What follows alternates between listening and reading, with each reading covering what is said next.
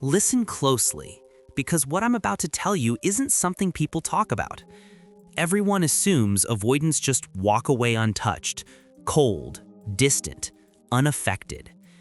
They think avoidants end relationships the way they live inside them, detached, unreadable, impossible to figure out. But the truth is darker and quieter. Avoidants don't break down when you cry. They don't feel the loss when you're pleading for clarity. They don't wake up the next morning realizing what they've done. No. For an avoidant, the collapse begins long after you've stopped waiting. It begins in silence, their silence, the very silence they used to feel safe in. And today, I'm going to walk you through the exact moments their realization hits them.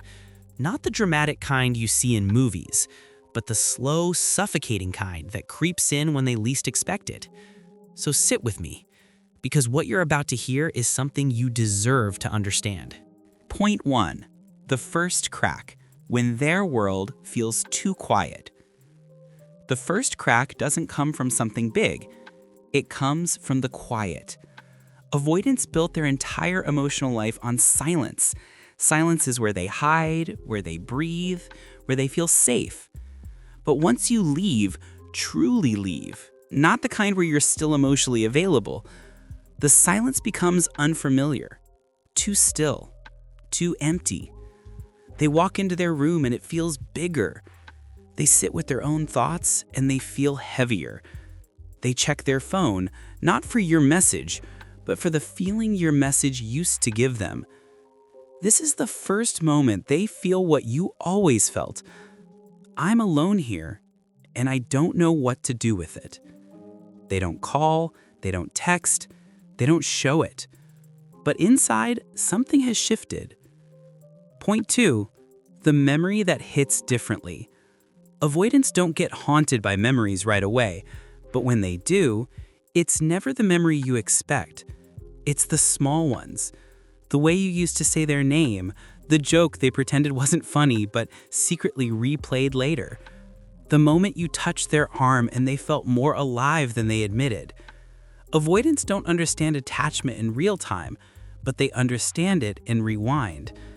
And that's when they freeze and whisper to themselves, "Why does this hurt now when I pushed it away then?" Because now the memory isn't competing with your presence. Now it stands alone. Now it's irreplaceable. Point 3, the misunderstanding they finally see.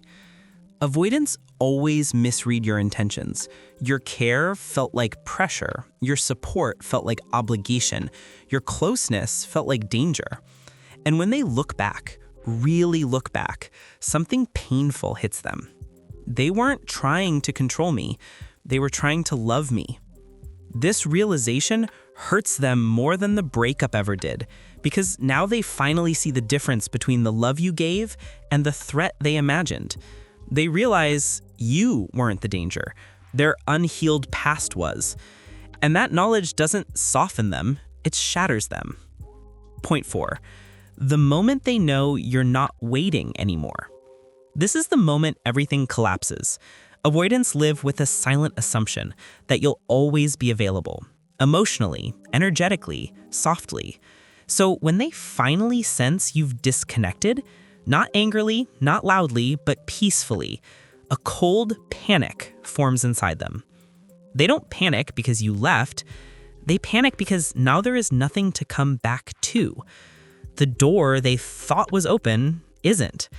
And they whisper to themselves, "I thought they'd still care. I thought they'd still be mine emotionally." Avoidants don't react with tears. They react with shock. The disbelief that someone they took for granted is now unreachable. Point 5, the self-confrontation they fear the most. Avoidants don't fear losing people. They fear facing themselves. But when you're gone, truly gone, their distractions stop working. Music feels empty. Work feels mechanical. Other people feel shallow. And suddenly, they're forced to sit with the truth. I pushed away someone who made my life better because I was afraid of needing them. This is the part they hide from everyone because avoidants don't know how to hold their own guilt. They swallow it. They bury it. They let it burn from the inside. You never see this part, but trust me, it exists. Point 6. The attempt to return, but not as who you hoped. Most avoidants come back eventually, but not because they're healed, not because they've changed. They come back because you were the one place where they felt safe enough to breathe. They come back confused, nostalgic, searching for the emotional shelter you gave. But here's the twist. They expect you to be the same.